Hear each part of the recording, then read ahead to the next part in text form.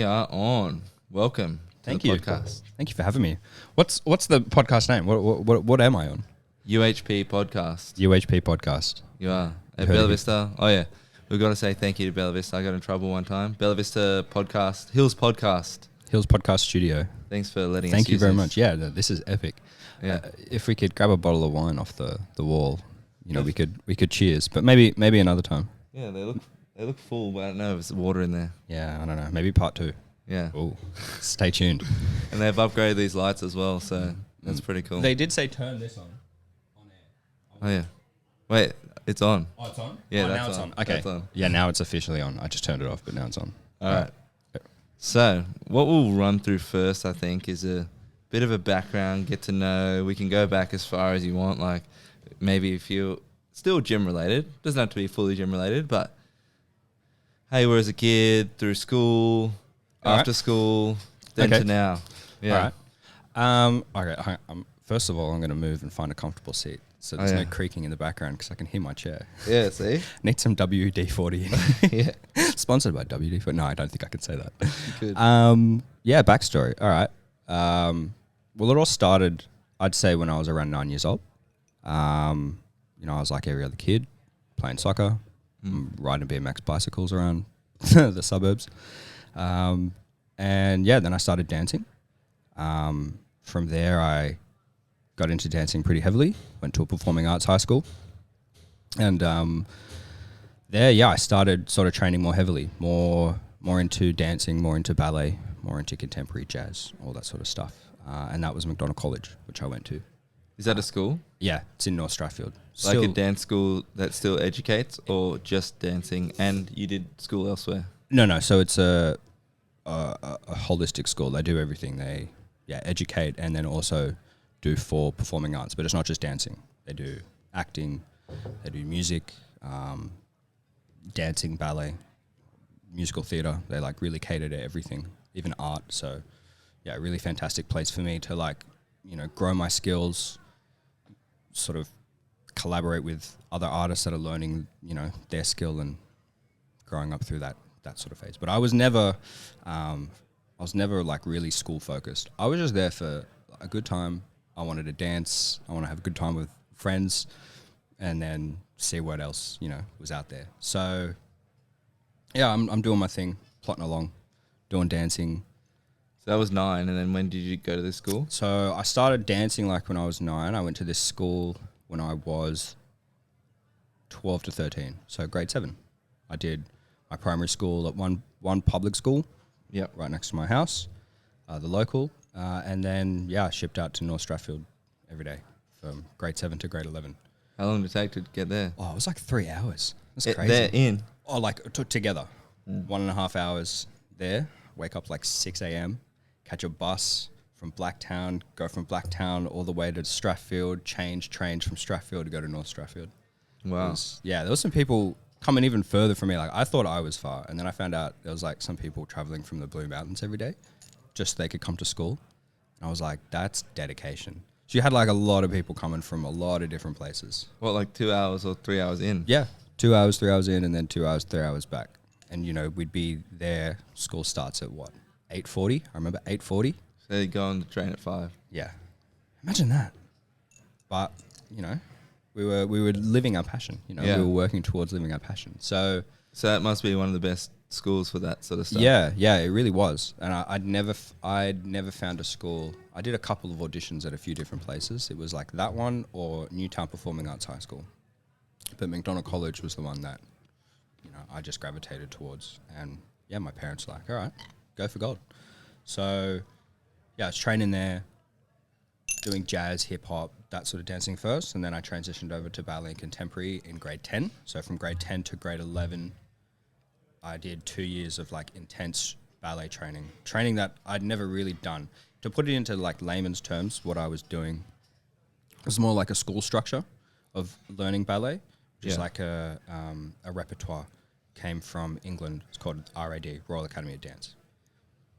But what was being offered at my school was more on-stage professional type training. So not as rigid, but not as sort of scheduled as what RAD was. It was a bit more free. It's a lot of different types of training. So I got to experience training from Russia. I got to experience training from America. I got to experience training from England. So I had a whole very different type of training. It got to my final year at high school, and I was looking to train a little bit more, so more professionally. So I went to a 2-week summer program, and there was this guy there that had just started a new training school. He's like, I really want you. I was like, great, I'm leaving school. I needed someone to go train.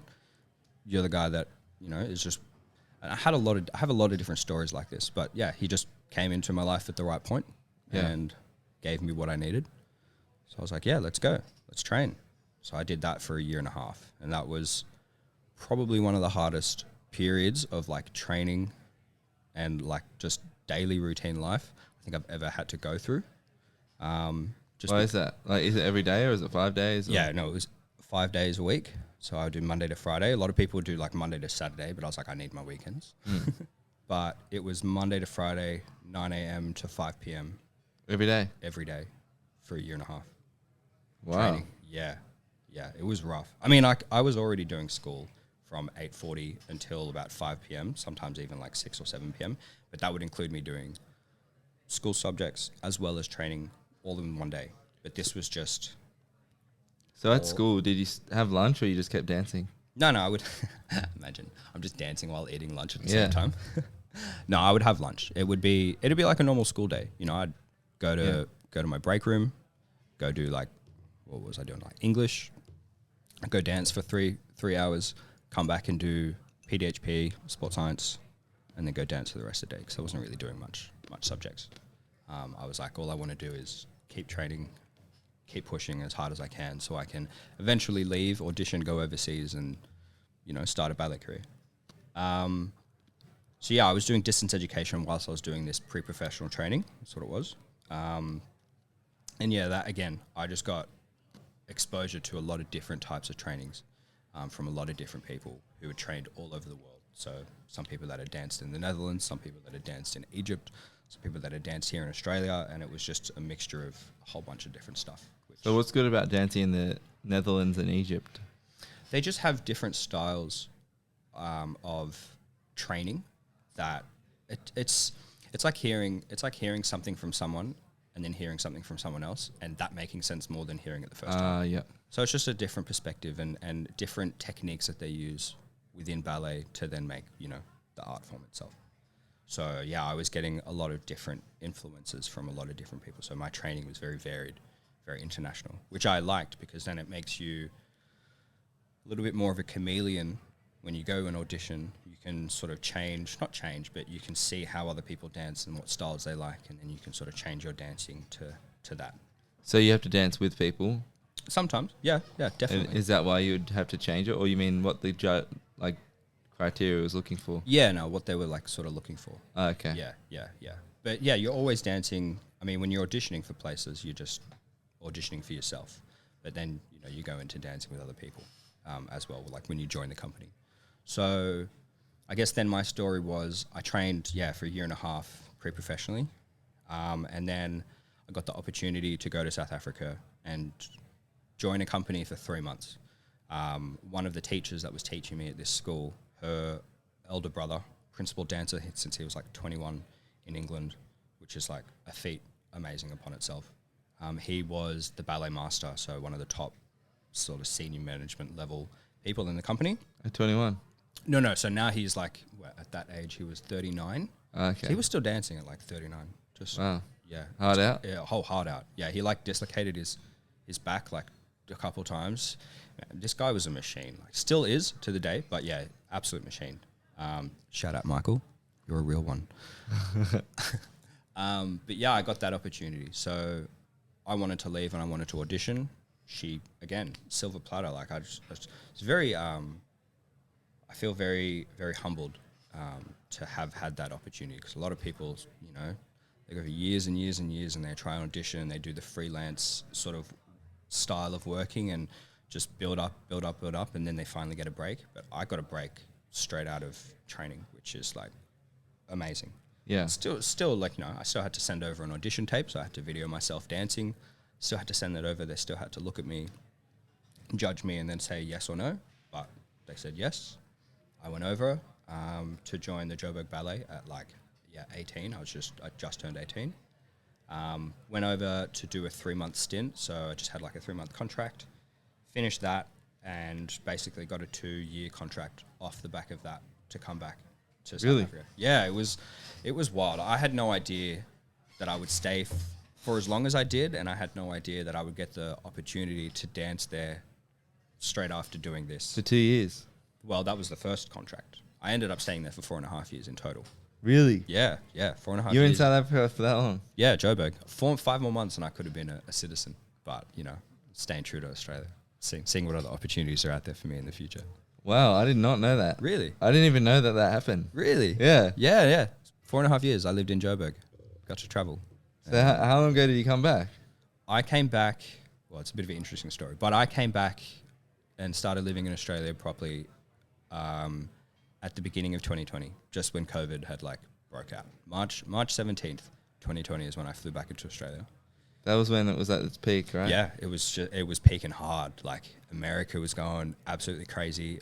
A month before it all started breaking out, I was in New York. I was in Pennsylvania as well, in New Jersey. It was going absolutely crazy. Well, and you were there where the hotspot was? I was in Arizona at that point when it was going nuts. I was in Arizona. I was with some friends, just taking a holiday. I was taking off some time. And then, I had to fly back home because, there was a worldwide virus pandemic going on. I had to come home. Oh, okay. Yeah. So they said instruct everyone just to go home? Well, America didn't care. America wanted anyone. But I was I need to come home. Yeah. So you didn't get locked out and stuff? No. Luckily, I came back. I think I came back, and then 2 days later, they made everyone go into hotel quarantine. It was mandatory to go into hotel quarantine. But I came back 2 days just before. So my parents had taken their room, their ensuite bathroom, basically turned it into an Airbnb. I was living like a king. I had mini fridge. I had a microwave. What, they isolated you? Yeah, pretty much. Yeah, you might have it. Yeah, they were oh, you don't know, and I was guys, I feel fine. And they're oh, the rules, so you have to stay in there. And then I'd give them, I'd text my mom, be please make me grilled cheese sandwich and some chocolate milk. I was I'm gonna milk this for as much as I can. So it was great. But I know it Wait, so you hadn't seen them for 4 years? No, so I had seen them. They flew over to come visit me in South Africa. They did a holiday as well. And I'd come back to Australia, I think, twice within that period, maybe 3 times. Can't really remember. So I had seen them throughout that period.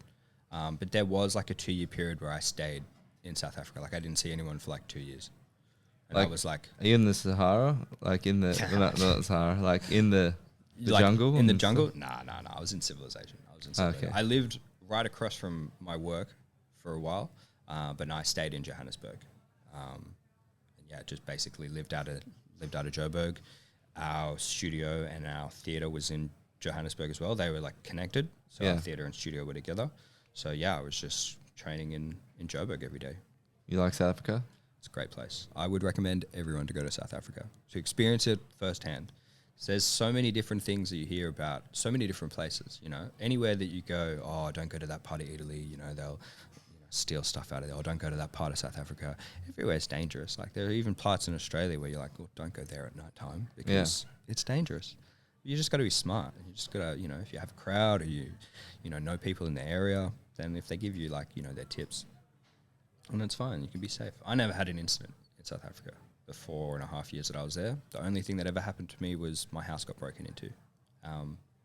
That was it. No one was home.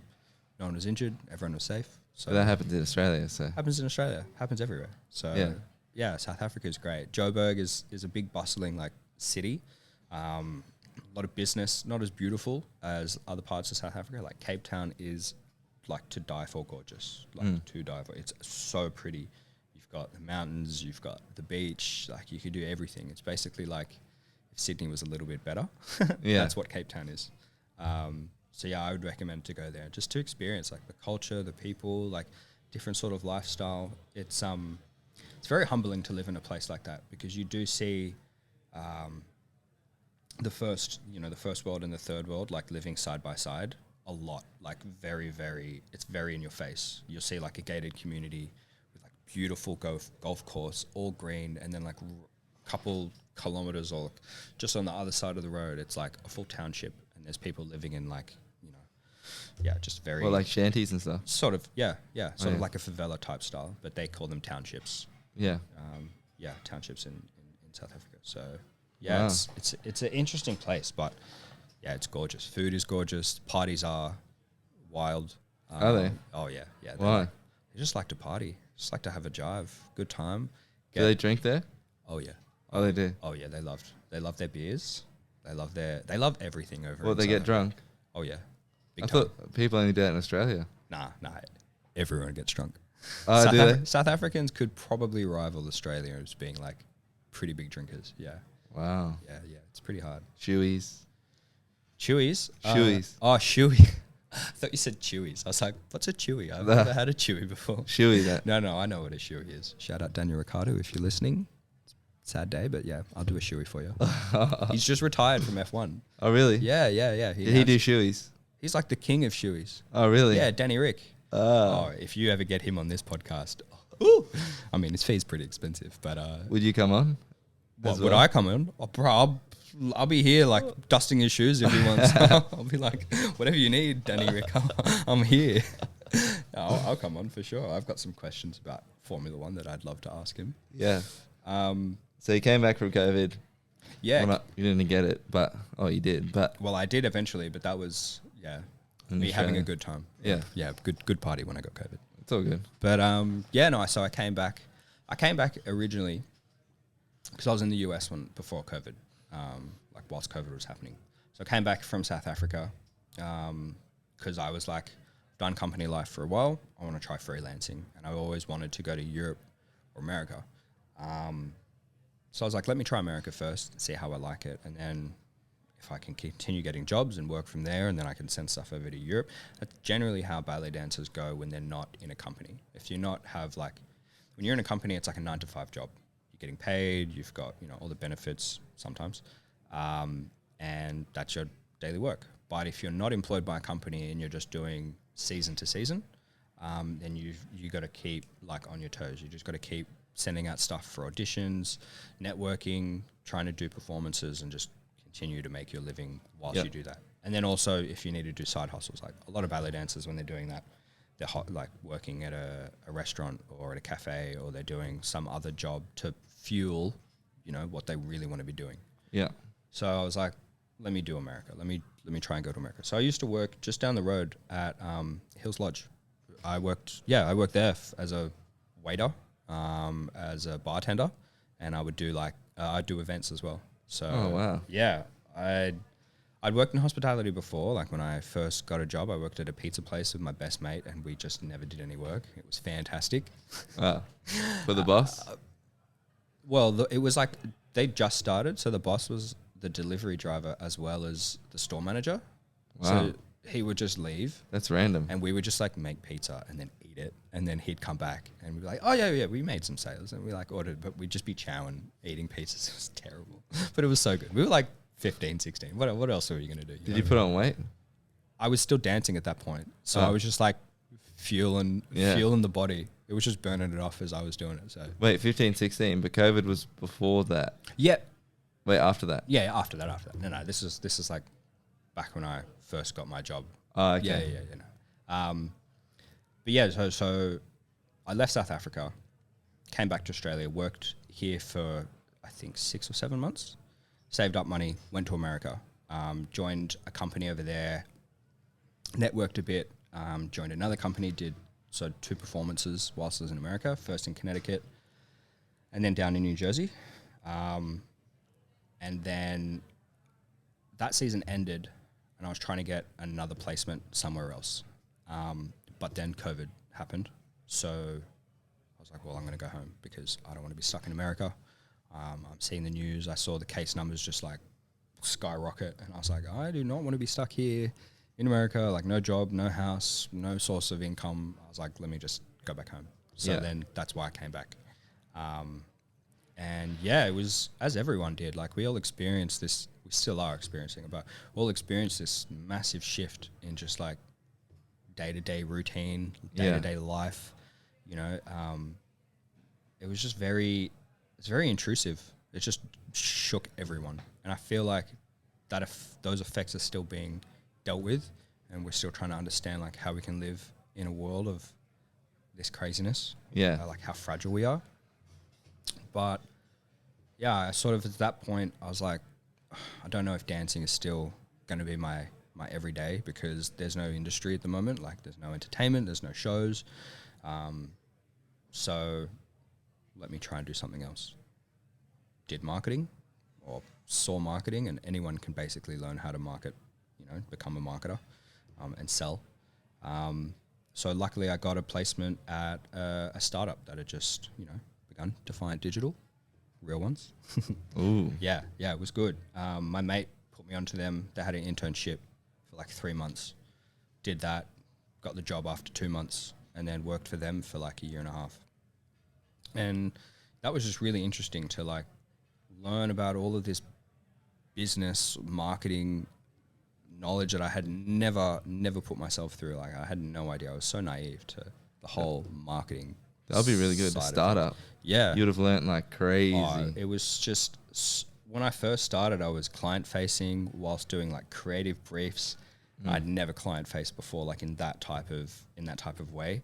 But yeah, really great team, really great sort of collection of people that were coming from a lot of different backgrounds as well. Like we had someone that was in pharmacology, we had someone that used to be a Sparky, we had people that were in the music industry. So there was a whole bunch of people that had never really been in a marketing background that were just learning as much as they can and trying to, do the best job that they can as well. So I did that. At the end of 2020, I started there December 2020 on the 1st. Oh, really? And did that until the beginning of this month when I quit to start a new job. But it was just a really interesting period, just learning how to sell, how to put ads together, working with like graphic designers, working with other marketers. Are you still doing marketing now? I'm still doing marketing, but I'm doing it for a dance company. So I'm about to join Sydney Dance Company and their marketing as well. So I'm now merging the two and seeing what I can learn and bring forth to, I guess, dance in Sydney and Australia and the world. Yeah. Because Sydney Dance Company is world renowned as one of the best contemporary companies out there. So you're still in the game with I'm dancing? still in the game. Yeah. I'm still in the game. But yeah, that's sort of the backstory of sort of how I'm where I am at the moment. Yeah. And it's one of those things where I never thought I'd ever be here. You know, I have clear memory, like very, very, very clear memory of people asking me when I was like 12, 13, 14, just starting to dance. And also to anyone who's asking a 14-year-old, what do you want to do when you retire from dancing? It's just not a question you should be asking any 14-year-old at all, because one... Is that what they're asking you? Yeah, I remember being asked, like, when I started dancing from 12 years old, it's like, what are you going to do when you finish dancing? I haven't even started. Yeah. I haven't even started dancing yet. You're already asking me to think, first of all right, I'm finished my dance career. What do I want to do next? I have zero clue. I just made the decision to go to a performing arts high school and start dancing. So, it was always one of those things where I never really knew where I'd end up. I always thought I'd still be in dancing some way or fashion, whether that be teaching and coaching. So what happens when they say retire from dancing? Is it because people get injured a lot, or is it because there's a whole it gets bunch harder to dance as you... Yeah, that's part of it. But there's a whole bunch of different things that people, I think, sort of struggle from when they decide to stop dancing. One, it could just be, your body cannot physically handle the amount of strain and force that you're putting on your body every day. It's 9 to 5. Oh, it's 5 days a week. It's not even a 9 to 5. It's a 24/7. I compare ballet dancing or any type of dancing to any physical sport that's out there. You're a high performance athlete. sweat, high performance athlete, sweat, baby, sweat. So I just had to make that. Anytime I say high performance athlete, there's this soundbite from Danny Ricciardo that it just lives in my head rent free, and it's fantastic. You love F1. I love F1. I could sit and watch. It's about to start this weekend. I'm so excited. But we'll get to that at another point. But yeah, there's a whole bunch of different things. You know, you're a high performance athlete as a dancer. You have to take care of your body. You have to take care of your nutrition. Like, be careful about what you're eating, and everyone's different. You also have to look at, you know, rehab, you know, recovery, what you're doing to make sure that you can be dancing at 100% the next day, at 100% the next day, and 100% the next day.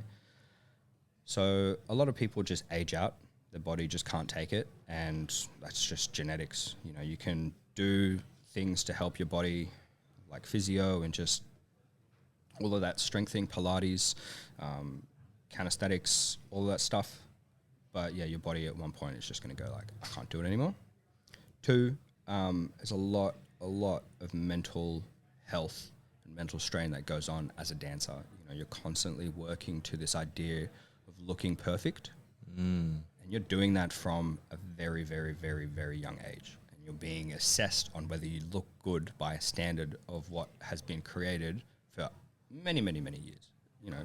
Yeah, I get what you mean. Ballet is like, it's a very historical art form. So it's about physique as well as technique of the dance. Yep, physique and technique. And that physique has got a social look.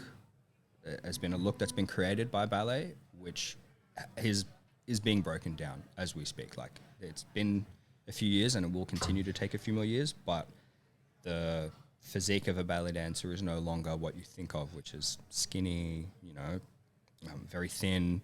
Why is that? Elegant. Well, you got to be able to do all of these, you know, very difficult movements. You also have to be strong. So how can you be, you know, petite and thin and still be, you know, really strong to be able to do all of these things? I get what you mean. So the whole thing of, you know, there's a lot of different mental health illnesses that are affiliated with dancing, like bulimia, anorexia. You've got, you know, depression, anxiety, all of this stuff that dancers, men and women, on all sides are affected with. Body dysmorphia, all of that stuff. So before you go out, is everyone always nervous? Like, oh, what's everyone going to think? Or are they like in the zone, like ready? You're in the zone. You're really thinking. You're just comfortable at that point. If you're about to go on stage, depending, I'm just talking general here, but at that point, you know, you just feel very comfortable. Your body knows what it's doing. You've done the training. You've done the rehearsals. You've done the rehearsals in the costumes with the lights. It all works. You know it works. You just have to go out there and trust yourself. Dance for you. And yeah, make sure the audience just has a great time. You know, that's all performing is. So you got to actually entertain. Like you don't just do your thing. You got to think like what's happening out there. Yeah, you got to be thinking, how am I presenting my face and my body to the audience? Where am I facing at this point? You know, you got to think about your makeup, how your costumes look, all of that stuff, as well as the movements in and itself. Yeah. So yeah, that's what performing is, I feel, for ballet. Wow, that was informative for me. Even very informative. Yeah, good. I was going to talk about training for ballet as well, because like I've done a lot of different types of training, and when I talk about training now, I mean like gym. Before that, I got one question. Yep. So, what made you jump into such a jam-packed world of like that? Everyone knows it's sort of like an extreme. Like there's the stress that's associated. Like everyone knew all that stuff prior. Yep. What drove you to be like, nah, I'm going to do it anyway, and I'm going to leap in, wake up so early, go to this school that's so far away, and like, what gave you that passion for it? It was just fun. Like when you go out dancing with your friends, you know, most people go out dancing. It's just like on a Saturday, Friday night, they're just going to the club, having a good time. Yeah. That to me, I was like, I want to do that every day. Like I want to wake up and I want to be dancing every day. I want to feel this type of joy. So it was, I guess, the pursuit of, it sounds so silly, but it's like the pursuit of happiness. I was so happy when I was dancing, even though it came with all of those different things. But I'd sort of dealt with that. You know, you sort of deal with, I guess, I did soccer before I did dancing. I did swimming before I did dancing as well. So I was doing a mixture of team sports and individual sports, where you're either working yourself to, perform the best, or you're working collectively as a team to perform the best. And I found it more fun to do swimming than soccer. Like when I was a kid, I would love to go to swimming rather than go to soccer. I could like swim all day instead of going out on a Saturday morning at 9 a.m. and running around for however long I had to run around with. It just wasn't fun for me. Was it because it was all on you? Like you had the responsibility of everything? I had the choice of how my performance was going to go. However else everyone else was doing, didn't matter. Yeah. Because at the end of the day, it was me who was You did the training, you did doing the training. whatever it was. Exactly, to perform. So I liked the fact that I could do that, and the end result was all down to me. So take that from swimming, put it into dancing. It was just a different way for me to focus and work on all of those things, whether it was technique in the dancing or the discipline of getting up early, stretching, eating correctly, going to my classes on time every week, every day, for years. Yeah. So yeah, I think it was just that drive that pulled me, to be honest, just because I just had so much fun. The first dance class that I ever did, I did some jazz and I was like, this is sick. Also, it's, I was the only boy in the whole dance class. I was like, there's like 20 other girls here. I was like, there's no boys. I was like, I'm just going to have fun with it. Like, whatever. And I got to be the center of attention because, when you're the only boy in a whole room of girls, when they make dances, when they make dances up, they got to put you in the middle. So I was like, this is great. I get all the attention. I'm having fun. And So when you went there, were you like, all right, who's going to be here? That's it. Or did you know that it's mostly girls? Yeah, I knew that it was mostly girls because my sister had been doing dancing when she was like 3 years old. Yeah.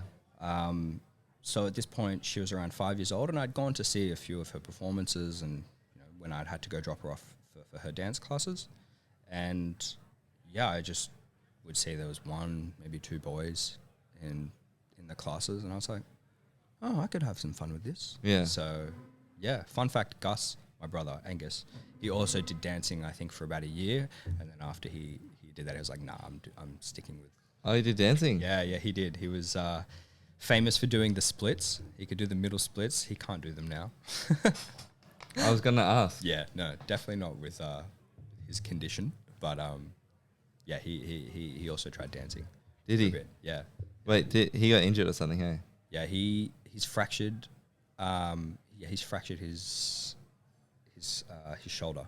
There's like a bit of bone that was originally attached when they did the first reconstruction of his shoulder. Now that part has broken off. So what they have to do is they have to graft bone and muscle and put 2 screws into his shoulder. So yeah, that's going to take it's on the 8th of September. Yeah. That period will take 4 weeks, and then he'll have to do rehab, which will be 6 to 8 weeks. So he's not going to be training for about 4 to 5 months. Wow. No football, no training, nothing. You got to take care of his mental health. Take care of everything. Yeah. But yeah, mental health, for sure. He'll have to take care of that. So then, now we can go on to the training format for dancing. Okay. Yeah. So I guess I started pretty late when I started training for dancing. When I was at high school, we used to do circuit classes. So once a week, there was a circuit class that we do in a studio. There'd be, I think, 20. It's like F45. There's like 20 different spots. So they'd go. Oh, you just do a new station. New station every time. So you'd go from doing box jumps to doing some shoulder presses to doing boxing to doing bench to a whole myriad of things that were really good for dancers. And this is when I first started doing ballet. So I was 15. Yeah, when I was 15 to 16, we did that. And then I started going to the gym and just doing a lot of high rep, low weight. I can't remember exactly what that's called. I'll leave it to the experts of UHP to tell you what type of training that is. Oh, you're just doing volume training? Yeah, volume training. How high rep?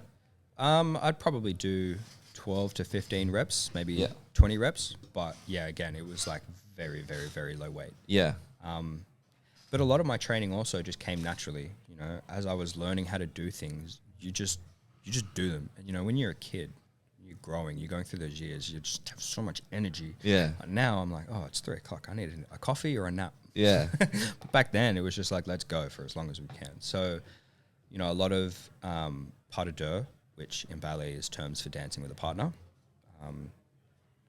When you're doing pas de deux training, you know, you're with girls, you're trying to do lifts. So, you know, I'd be squatting myself, my weight, body weight, plus another girl, which would be, you know, anywhere between 40 to 80 kilos, depending on, you know, who you were partnered with. And, you know, I'm lifting them above my head. I'm doing presses, so like shoulder presses. And yeah. 40 to 80 kilo. Yeah, well, depending on, you know, how they were structured, how much muscle they had on them. So you had to 80 kilos. Yeah. Sometimes you'd have to do a one-arm press, but that was like... Do they jump with you? Yeah. You've got to have coordination. There's a lot of coordination. The biggest rule was always lift with your legs. You never lift with your arms. Never. So what? That's locked out in your legs. Yeah. Well, you lift with your legs as you jump. You know, for example, if you're doing an overhead press, you lift as you push, and then sort of once you've locked out with your legs, and you just push up with your arms, and then once that's locked out, you're set. You just hold everything in brace and move around the stage. And while you're doing this, you're usually walking or sort of running at the same time. Or you have to go from a stationary place on the stage and walk, you know, 10 with meters. Someone. Yeah, so you're doing like a dead carry of 80 kilos for 10 meters across a stage, and then lower them down slowly and then place them elegantly. So yeah, it was through, you know, 15 to 17, that period of time I was being exposed to a lot of different types of training that I'd never done before. And being experienced to, the gym for the first time, sort of, you know, I'd done weights at home with little dumbbells and stuff like that, but never really conditioning stuff for ballet specifically. Then when I went to South Africa, they had, you know, a gym within the studio, and there used to be a couple guys, we'd go down together, and I'd just sort of do the same thing that I'd learnt at high school. You know, I'd never really put too much thought into it. I was like, this is what I've done. The high volume work? Yeah, the high volume work. I started doing a little bit more load because when you join a company, you do a lot of different roles. And so I could be dancing with a group of people, which would be the quarter ballet for one night. And then I could be doing a soloist role. So it'd just be me and one other person. I'd still have to dance with them, do some pas de deux. But it's a very different type of dancing when you're doing, you know, that type of role, because then you're not on stage throughout the whole performance. Yeah. So yeah, I was doing a little bit more load, so higher weight, less rep. And I did that for the period of whilst I was, you know, dancing in South Africa. When I went to America, I didn't really have a gym there, and I got injured on my shin.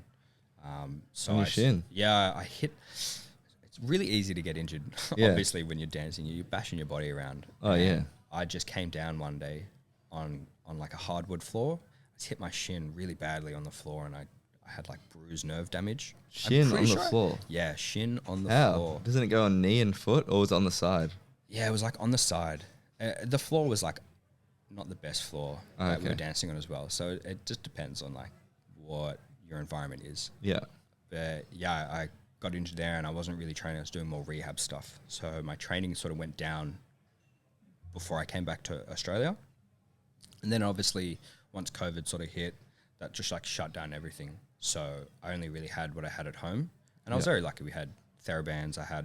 You've seen, I've got a whole collection of dancer rehab things. Yeah. Got my rollers, got my massage balls, got my spiky balls. It's fantastic. I tell everyone, I'm like, you need to get this and this and this and this, and you'll be sweet. But yeah, like my brother had a few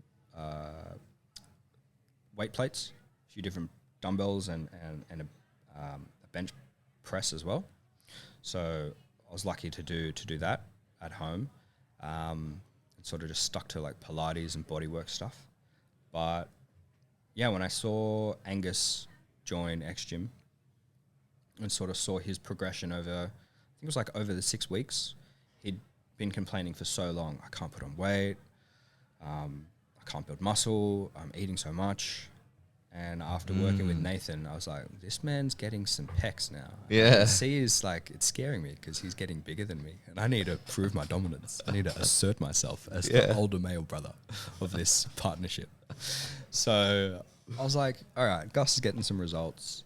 I'm pretty keen to test training in a very different way. I wanted to train still with a bit of functional fitness and like mobility so that I could still dance. But I was like, I want to put on some muscle. I want to bulk up and look good. Yeah.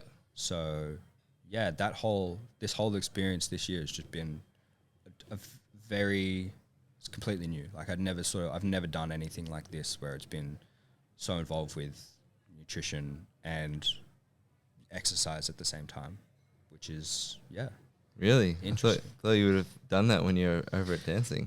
It was just life. I didn't think of it. It wasn't anything that was separate to what I was doing.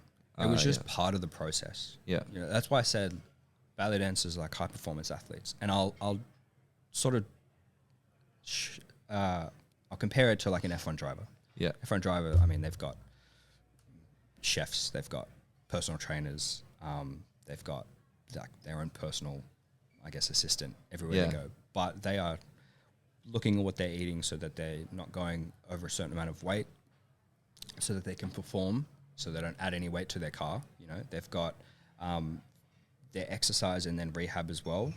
And that's just making sure that they can physically handle, you know, what they're doing. And then, I mean, they get paid an exorbitant amount of money as well. So that helps for them pay for everything. Yeah. But dancers pretty much have to do the same thing. They've got to make sure that they're eating a certain amount so they can fit into their costumes for one, and then also be able to dance and be partnered so they don't injure themselves as well. Yeah, and be able to still perform, do the different moves. Exactly. Fuel themselves, especially if you've got a double performance day. If you've got a performance on at 11 and then you also have a performance on in the evening, you've got to making sure that your body can handle that amount of stress, that amount of performance throughout one day. How often does that happen? Depending on how many performances you do. So, for example, for us, we would do 2 weeks of shows, and you would do shows from Tuesday to Sunday. So you'd have Monday off, sometimes Thursday. How often does that happen, that you do a 2-week stint? 2-week stint, every 3 months. Oh, yeah. And that was just my company. Some companies do 2 performances, like 2 seasons, on at the same time. So we're doing 2 different ballets over a month. So you could do doubles a lot then? Yeah. So for us, we would do double shows twice a week. So you do a matinee show and then an evening show. And that would generally happen either on a Tuesday or a Wednesday and then on a Sunday.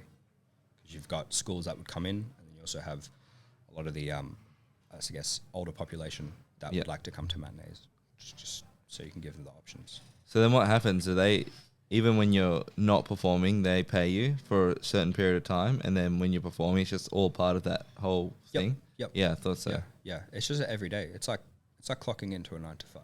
Yeah. You go in, do your class, you warm up, do your class, do your rehearsals, or if it's a performance, then you go in, do your warm up, do your class, and then do your performance. Yeah, so you're an athlete.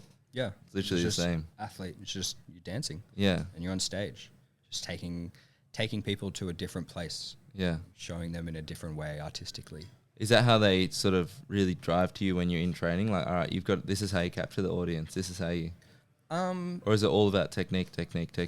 Yeah, we call it technique and then artistry. So everyone has the technique, and there are 2 different ways, I guess, you can sort of label a dancer. They can either be really technically capable or they can be really artistically capable. And the fine line is to find technique and artistry at the same time. You want to make something that's really hard look really easy and good at the same time. So the difficulty was, putting the technique to the movement, and Make then what's hard look really easy. Really easy, yeah. Okay. If you watch me do my high bar calf raise squats the other day, I made those look so easy, but they were hard. Although I did every single set and every single rep perfectly. Yeah. But it's the same thing.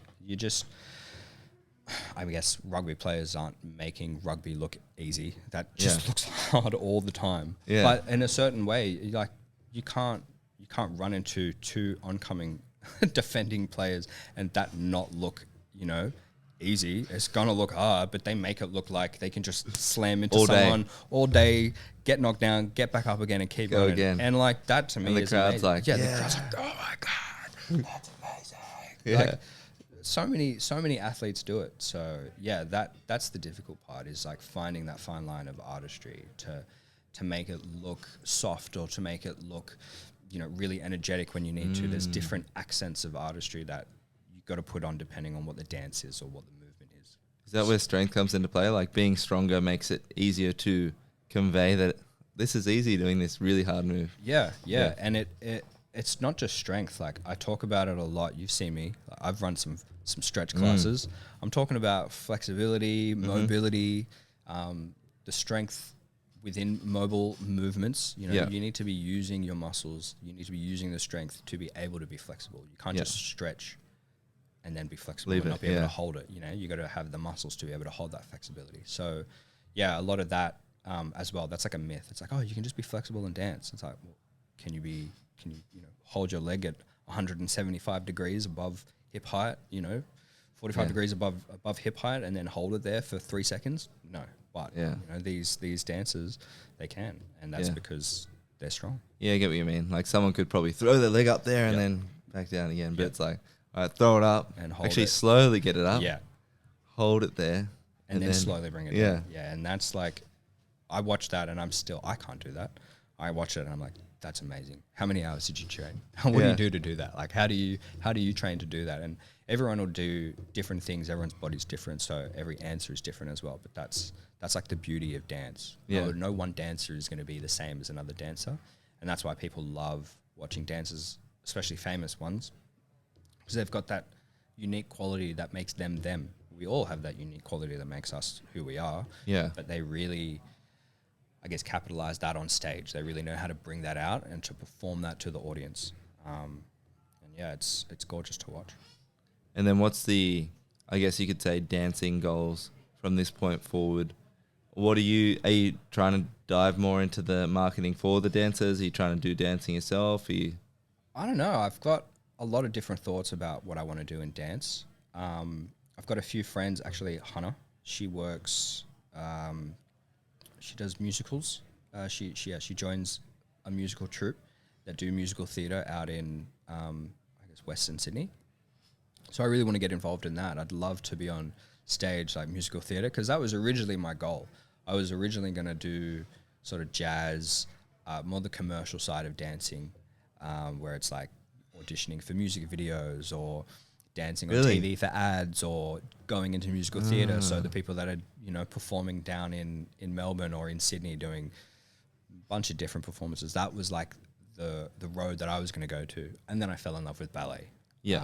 And then I went a different route. So yeah, my thoughts are how maybe I could do that just locally, and that's great, because who doesn't love local theatre, support local arts. But then also, joining Sydney Dance Company, that just opens so many doors, both nationally and internationally. Are they international?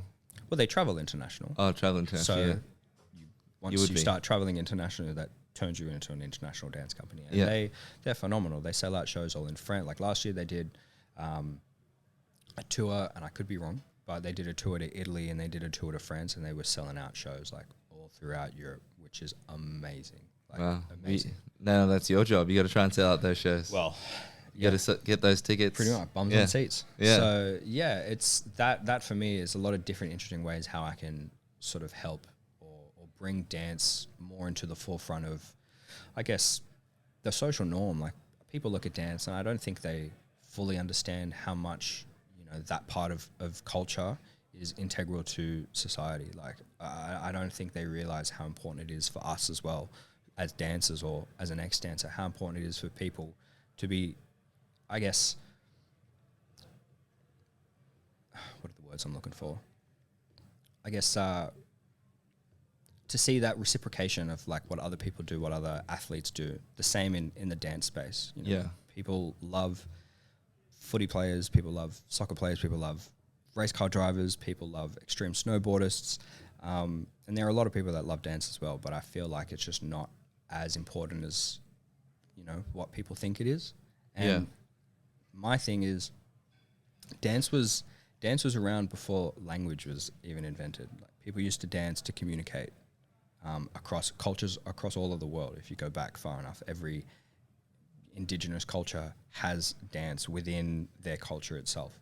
So it's been an integral part of how we communicate, and it still will be until we're long gone, you know, there's something else. So yeah, for me, I want to bring more of an awareness to the importance of dance, and then also, help, I think, start talking about just these things that are happening within the dance world, mental health within dance, physical health within dance, like social norms within dance, and especially for like a lot of guys and girls, everyone. But yeah, a lot of guys get, I think, bullied for dancing, especially, you know, young age, and that's changing. But yeah, I definitely want to have more of an involvement to push dance into a new space where it's growing within 2022 and beyond. Like, I want to have that sort of movement with it. Yeah. See how I can help Sydney Dance Company grow in that way. You know what I Wow. mean? Well, that's next week, isn't it? Yeah, Monday. You excited? I can't wait. It's gonna be so awesome. Well, when's their first show since you start? They have a show on this weekend. I think the next show will be in September. This is terrible. I didn't do any research about any of this before I came onto the pod, but I think it's in September.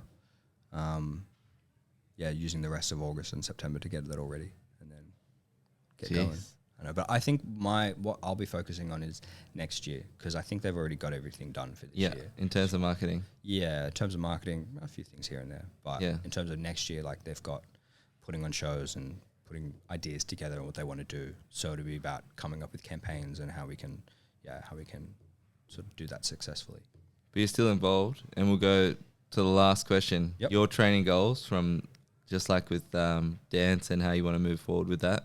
What's your training goals in terms of training? Yep. What do you want to achieve? Short, long term goals? I think short-term goals. This is a really loaded question. I really like this question. Like, long-term, short-term, overall. Oh, it's so good.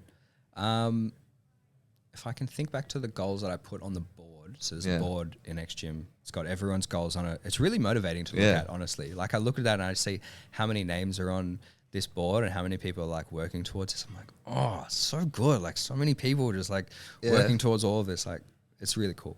So I think I want to squat 160 by the end of the year. But I don't know. Oh, that's a heavy number. 160. It's good though. It's big. Doable. I think I want to deadlift 150 and I want to bench 65. Bench is probably my sticking point. But yeah, those are my goals just in general. However long it takes for me to get those, no, it's I'm perfect. happy. Because didn't you before, how much barbell work did you do before you were with Nathan in terms of like technique and whatnot? I'd done a lot of bench stuff. I'd done quite a bit of flat back on bench. Yeah. And then I'd done overhead shoulder press stuff with a barbell. But coming to X Gym, the sort of technique is totally different. So that just threw sort of everything out. Well, some things out of, like, just totally out of the box, and I just had to learn brand new. So it's taken me some time for it to click. Hey, but on Max Out Day, you went hard. Bro, Max Out Day, I went nuts. We all did. I think Andrew went the most nuts because he did 40 kilos extra? Yeah, he 50 did. kilos extra? Yeah. This man deserves an award. But no, the energy on Max Out Day was epic. Yeah. I wasn't ready for the back slap, but after getting one, I was like, oh, this is addicting. I can get it again. You like the pain? One more. Bang. Absolute pain. Okay. But yeah, I think it's just overall goals for me. Like, I'm not really bothered on weight. I'm just more bothered on how I'm looking. And I can notice the differences already. Like, I've cut a lot on my love handles. I think my love handles was like the most insecure part of the weight that I'd gained after stopping dance. It's like, oh, I need to get these love handles out. I love them, but I need to handle these. I need to handle these. Yeah. That's probably the worst pun I'll say today, to be honest. I need to handle these. Yeah, I'm going to handle these. But yeah, I've noticed like, my waist area has been slimming down. I'm feeling more strong, like in my shoulder, not as weak as I was. So yeah, it's just, for me, it's just building on that, building on physically how I look, aesthetically how I look. I've got a photo from when I was in like prime dancing performance that I look at and I'm like, this is a goal, but I don't want to hold myself accountable to that because I was doing very, very, very different things in terms of how I was living my life and how I was active all day. So yeah, it's just re-synergizing, I guess, what my goal is now, with how I'm doing things. Yeah. And yeah, it's just cutting that, building size, can absolutely swole. Perfect. Well, thanks for coming on. Thank you very much, Dan. It's been absolutely epic. I can't wait for the next one. Yeah, it'll be good. We'll see how that progress is going. Yeah, awesome. Next time I'll have to do a weigh-in. Yeah, exactly. Yeah, sweet. All right. See you later.